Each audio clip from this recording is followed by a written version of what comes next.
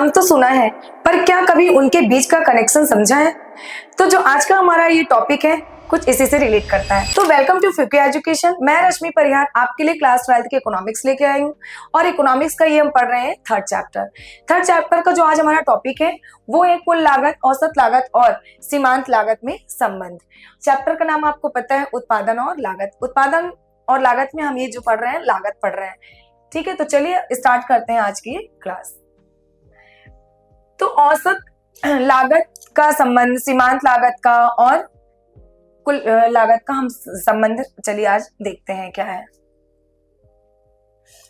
तो औसत लागत एवरेज कॉस्ट ये प्रति इकाई लागत होती है, जैसा कि हमने लास्ट टॉपिक में बात की थी, है ना। प्रति इकाई, हर एक इकाई की यहाँ पे बात हो रही है, तो जहाँ हर एक इकाई की लागत होती है वो, तो एवरेज कॉस्ट जो है प्रति इकाई लागत होती है। सूत्र इसका हमने देखा था, फॉर्मूला AC बराबर TC अपॉन Q, जहाँ TC कुल लागत है और Q उत्पादन की मात्रा है। ठीक है, TC क्या है, कुल लागत है और Q उत्पादन की मात्रा है।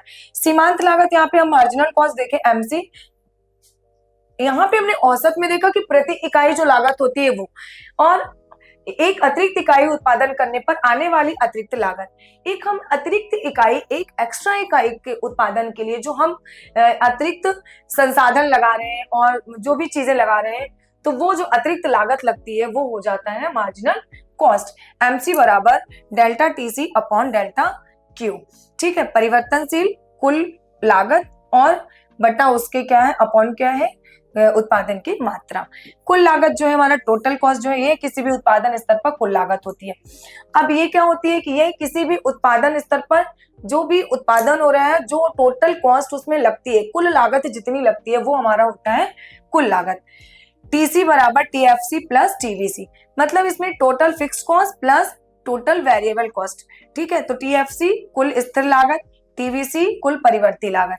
इतना आपको क्लियर कर भाई। देखिए T से जो है कुल को डिफाइन कर रहा है, F जो है फिक्स्ड स्थिर को, और C जो है कॉस्ट को। इसी प्रकार से T जो है कुल को, वेरिएबल जो है V है जो है वेरिएबल परिवर्तनीय को, और लागत जो है कॉस्ट को।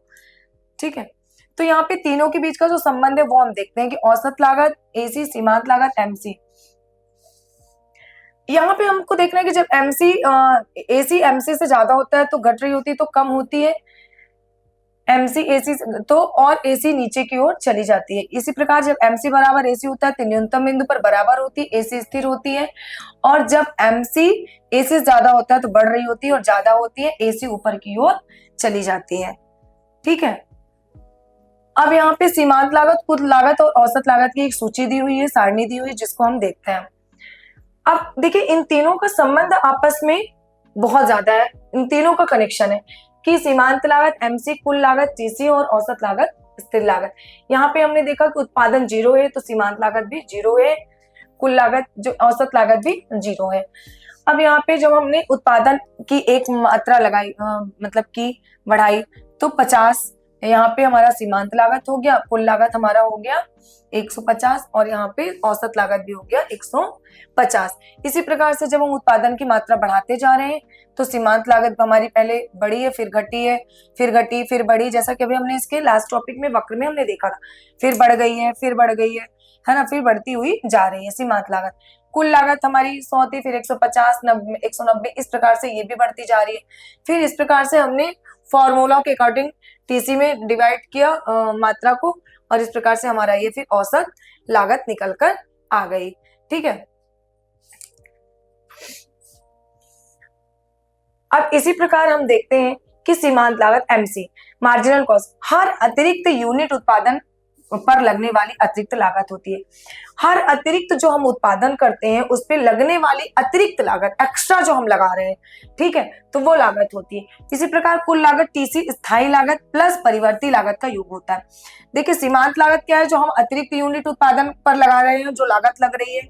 उसके बाद कुल लागत जो होती है स्थायी लागत और प्लस कर दें परिवर्ती लागत का योग, इन दोनों का जोड़ होता है। तो स्थायी लागत और परिवर्ती लागत को जब हम जोड़ते हैं तो इनका जोड़ होता है कुल लागत। औसत लागत क्या होती है, प्रति यूनिट लागत, है ना। औसत लागत क्या होती है, प्रति यूनिट जो हम लागत लगा रहे हैं, TC की Q से विभाजित करके निकाला जाता है। इसको हम कैसे निकालते हैं, TC जो है कुल लागत जो है उसको हम भाग दे देते हैं किससे, उत्पादन की मात्रा से, तो विभाजित करके इसको हम निकाल सकते हैं औसत लागत को।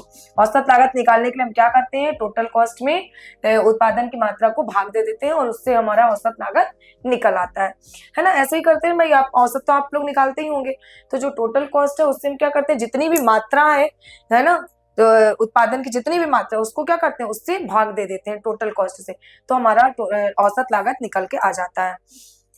सीमांत लागत, एमसी और औसत लागत एसी का संबंध का ग्राफ जो है, महत्वपूर्ण बातें इसमें है क्या कि एमसी एसी से ज्यादा होती है तो एसी घटती जाती है, और जब MC बराबर AC होती है तो AC न्यूनतम होती है। यही बिंदु संतुलन को दर्शाता है। जब दोनों बराबर होते हैं तो यह बिंदु न्यूनतम, यही संतुलन को दर्शाता है कि दोनों संतुलित है, बराबर है। और AC से जब MC ज्यादा होता है तो AC बढ़ने लगता है। वक्र हमेशा AC वक्र को उसके न्यूनतम बिंदु पर ही काटता है। तो जो MC वक्र है उसको कहाँ काटता है, AC वक्र को उसके न्यूनतम बिंदु पर काटता है। ठीक है, यहाँ पे ये जो न्यूनतम बिंदु है इसको यहाँ पे काट रहा है। ठीक है, तो MC देखिए ये है, और MC AC को किस प्रकार से काट रहा है, तो MC जो हमारा है वो ये रेड लाइन से जो हमारा दिखा गया क्या है, MC है, जो उसको ये एक न्यूनतम बिंदु पर यहाँ पे काट रहा है। ठीक है, यहाँ पे हमने ये x अक्ष है और ये y अक्ष। ठीक है, तो ये हमने यहाँ पे देखा कि जो हमारा MC है वो AC को किस प्रकार से इस न्यूनतम बिंदु पर काट रहा है, ये इसका न्यूनतम बिंदु कहलाएगा।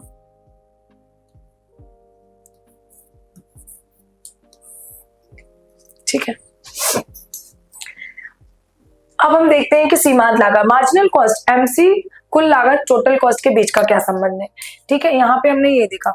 अब कुल लागत TC जो है किसी उत्पादन स्तर पर कुल खर्च होता है।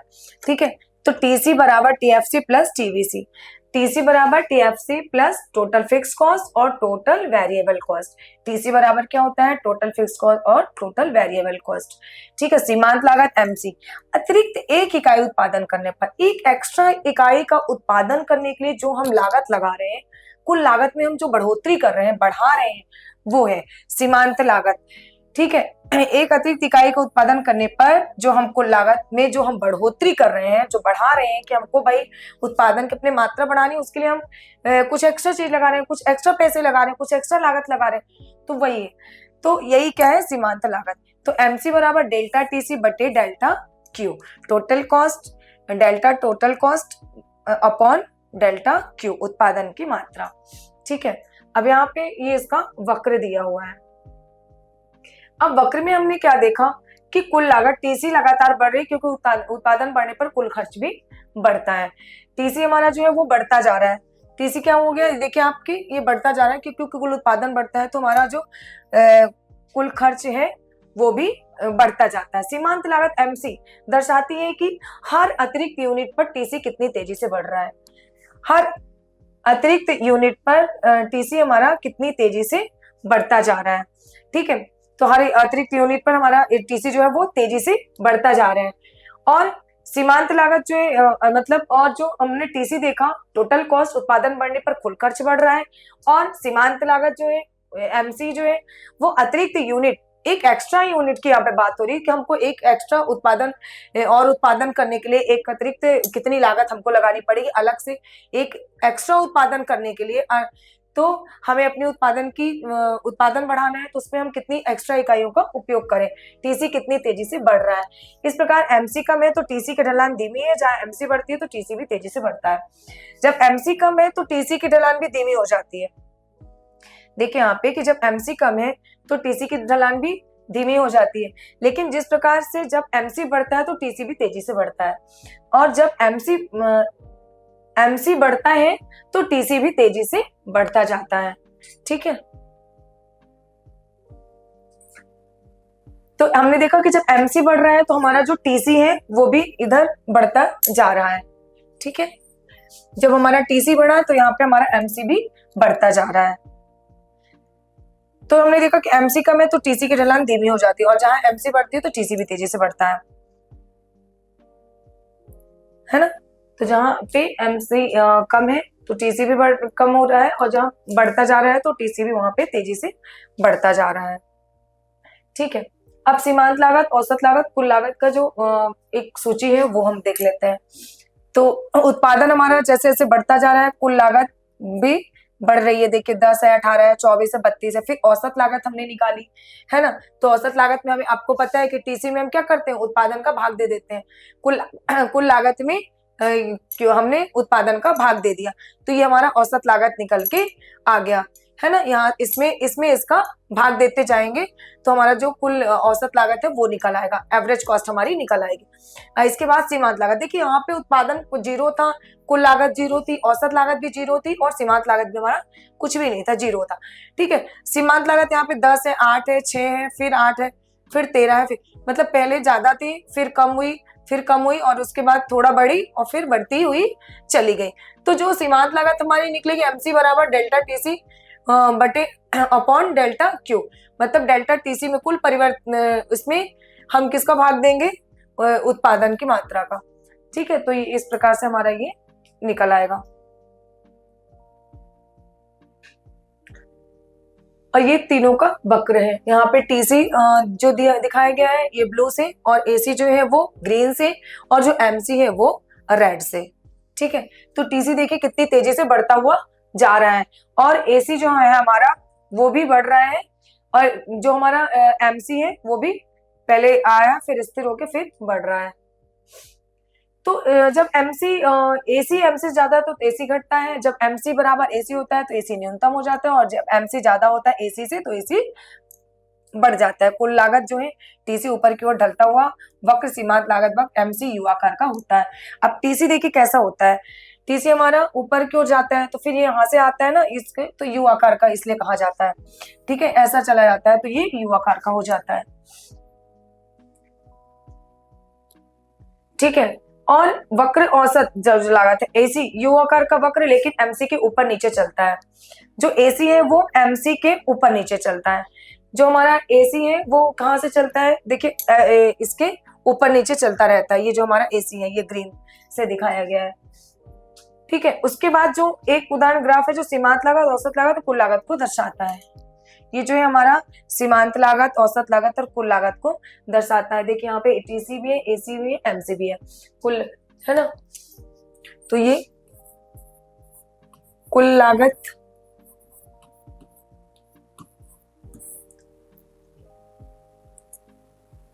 औसत लागत है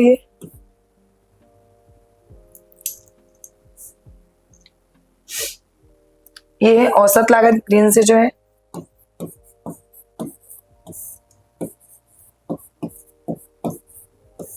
और ये जो हमारा रेड से है ये है सीमांत लागत।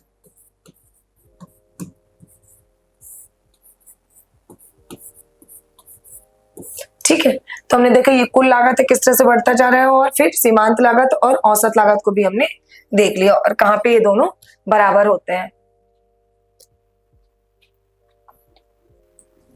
ठीक है, तो हमने देखा कि मतलब टीसी, एसी और एमसी के बीच में जो संबंध था उसको हमने किस प्रकार देखा, इसका आकार कैसा होता है ना। और टीसी और एसी किस प्रकार इस एक दूसरे से जुड़े, एमसी किस प्रकार से उससे जुड़ा हुआ है।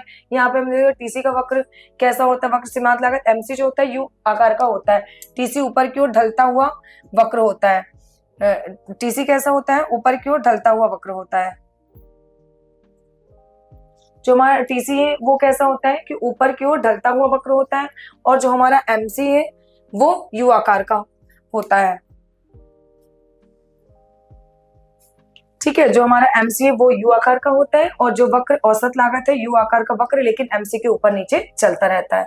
तो जो एसी है वो यू आकार का होता है, लेकिन वो एमसी के ऊपर नीचे चलता रहता है। ठीक है, तो ये हमने वक्र भी देख लिया है कि कुल लागत, सीमांत लागत और औसत लागत का।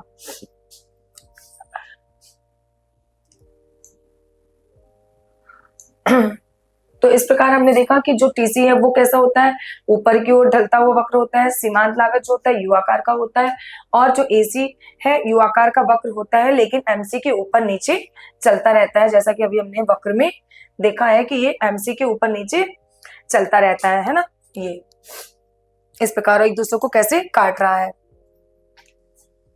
चलिए, तो ये था हमारा तीनों के बीच में संबंध।